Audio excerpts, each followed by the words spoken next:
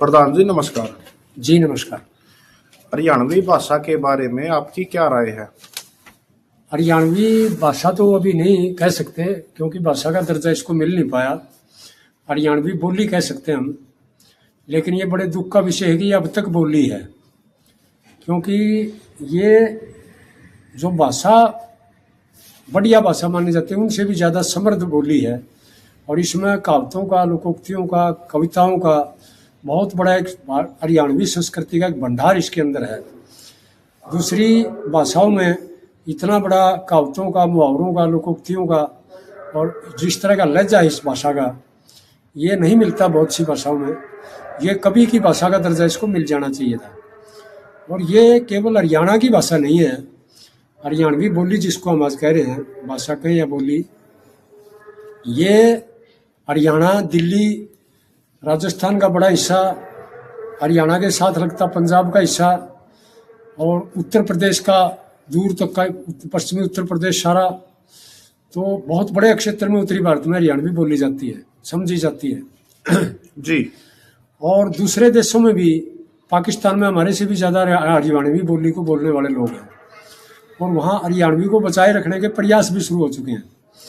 और केवल पाकिस्तान में ही नहीं, जहाँ जहाँ से ये कृषि की तकनीक आई है, ईरान से, तुर्की से लेके और अफगानिस्तान, बलूचिस्तान, सिंध और पंजाब और राजस्थान होते हुए यहाँ उत्तरी भारत में किसान कौमों ने जो कृषि का विस्तार किया, इस सारे क्षेत्र में सैकड़ों ऐसे शब्द हैं हरियाणवी में जो ईरान से भी हमारे मिलते हैं, अफगानिस्तान से भी मिलते हैं, पाकिस्तान से भी मिलते हैं और यहाँ भारत आपस में मिलते हैं। खेती के अक्षर हैं और पेड़ पौधे हैं, पशु हैं, इस तरह के घर में काम आने वाली चीज़ें हैं। हमारे सैकड़ों ऐसे शब्द हैं जो दूसरे देशों के साथ ये बोली मिलती है, जिसको दुनिया के कई हिस्सों में जाट बोली भी कहा जाता है, क्योंकि ये किसानों की भाषा थी। जी। हो सकता है मेरा आरोप कुछ भाइयों को अच्छा न लगे, ये किसानों की भाषा थी। हजारों सालों में कृषि करते करते ईजाद हुई थी, ग्रामीण क्षेत्रों में ईजाद हुई थी ये बोली। और शहरों में जो लोग बसते हैं उनका इतना लगाव इससे नहीं था, मैं तो यही कहूँगा।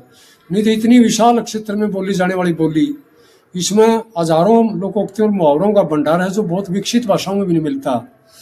और इसकी बोलने का लहजा और इसकी धमक ऐसी है कि बॉलीवुड में जब से इसकी एंट्री हुई है तब से मतलब ये छा गई, बॉलीवुड के अंदर भी बड़ा इसका दबदबा बन चुका है। और दुनिया के दूसरे देशों में भी हमारे जो गायक कलाकार हैं उनको बुला के लोग प्रोग्राम करवाते हैं। अपनी भाषा और अपनी संस्कृति से इंसान का जुड़ाव होता है और ये इसका अपना एक ज़बरदस्त महत्व होते हुए भी इसको भाषा का दर्जा नहीं दिएगा।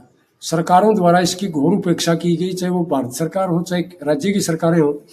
इसको भाषा का दर्जा देने के लिए इसमें पद्य में तो कुछ साहित्य सर्जन हुआ, हमारे यहाँ कवि हुए, पंडित लक्ष्मीचंद मांगेराम, जाट मेहर सिंह, मुंशीराम जांडली और भी कई बड़े बड़े जो हरियाणवी रागनी जिन्होंने रची, कविताएं लिखी, वो इतनी दमदार हैं उनकी कविताएं कि उनके गुजरने के लंबे अरसे के बाद भी, 40-50 साल बाद भी, आज भी उन रागनियों को लोग बड़े चाव से सुनते हैं और गाते हैं, बड़े बड़े प्रोग्राम होते हैं।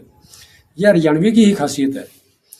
तो मैं ये कहना चाहूँगा कि इसको संरक्षित और संवर्धित करने के लिए केवल कविताओं से और रागनियों से जिंदा रखने का प्रयास एक अंगी है। इससे लंबे समय तक हम कैसे इसको जिंदा रख पाएंगे?